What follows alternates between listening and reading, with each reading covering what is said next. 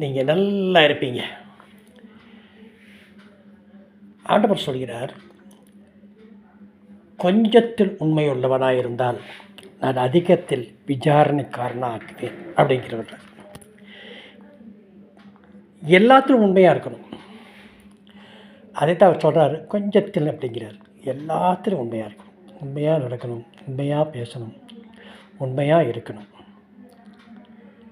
ஆனால் இப்போது எப்படி என்றால், சில பேருக்கு அப்பா சொன்னாலே பிடிக்காது. அப்பா அவருடைய எக்ஸ்பீரியன்ஸ் வச்சு சொல்லுவார். பையன்கிட்ட சொல்லுவார், டேய் கரண்ட்டு வேண்டாத இடத்துல லைட் வந்து ஆஃப் பண்ணுறா பாரு, பைப்பில் தண்ணி போயிட்டு இருந்ததுன்னா ஆஃப் பண்ணும் பாரு, நடக்கிற நடுவில் ஏதாவது சேர் இருந்தால் கரெக்டாக எடுத்து வையும் பாரு, செருப்பை கழட்டி விட்டு அப்படியே போயிடாது, செருப்பு ஸ்டாண்டில் வையும் பாரு. இதில் சின்ன சின்ன செய்திகள் சொல்லும் பொழுது, ஐயோ இந்த அப்பா ஏப்பா இப்படி சொல்லிகிட்ருக்காரு அப்படிங்கிற ஒரு எண்ணம் மனதுக்குள் வந்தது. அப்பா நான் பார்த்துக்கிறேன், ஏப்பா நீங்கள் என்று வந்து சாதாரணமாக சொல்லிவிடுவார்கள். அதில் இருக்கிற பின்னால் வருகிற காரியங்களை பற்றி அவர்கள் யோசனை பண்ணுவதில்லை. இப்படி ஒரு முறை ஒரு கம்பெனியில் இன்டர்வியூவுக்கு எல்லாரையும் அழைத்திருந்தார்கள். அழைக்கும்போது அவருடைய ஆஃபீஸ் மேலே இருந்தது. இன்டர்வியூ நடக்கிற இடம் மேலே இருந்தது. கேட்டுக்கு முன்பகுதியில் ஆஃபீஸுக்கு முன்னால் பெரிய தோட்டம் இருந்தது. தோட்டம் இருக்கும்போது எல்லாரும் போனார்கள். எல்லாரும் இன்டர்வியூ அட்டன் செய்தார்கள். அவர் வரும்போது தலையை தொங்க போட்டு வந்த வேலை இல்லை என்று சொல்லிவிட்டார். அதே போல் இந்த பையனும் வேலைக்கு போனான்.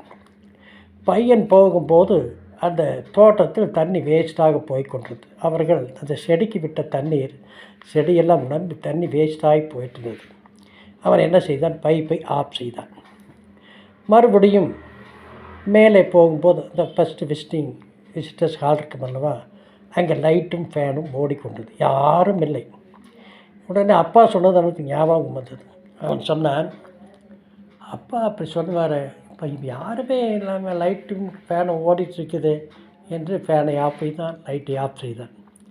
மறுபடியும் மேலே போகும்போது அந்த என்ட்ரன்ஸ் நடக்கிறதுக்கு இந்த நுழைவு முன்பாக போட்டிருந்த கால் மிதி என்ன ஆனது, இருக்கிற இடத்தை விட்டு மாறியது. அதையும் எடுத்து கரெக்டாக உள்ளே போனான். உள்ளே போய் இன்டர்வியூ செய்தவர்கள், உன் பெயர் என்ன? சார் என் பெயர் இது.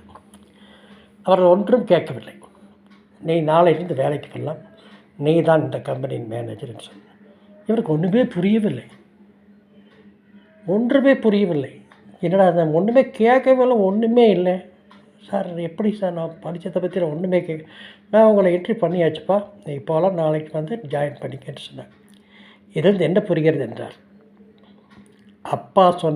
அப்பா கண்டித்த காரியங்கள் எல்லாம் அவனுக்கு பிற்காலத்தில் ஒரு நல்ல வேலை கிடைக்கக்கூடிய சந்தர்ப்பத்தை கொடுத்தது. அவன் எல்லாவற்றிலும் அப்பா சொன்னது போல் நடந்தான். கம்பெனிக்கு என்னென்ன வகையில் லாஸ் ஆகுமோ அதையெல்லாம் தடுத்து நிறுத்தினான்.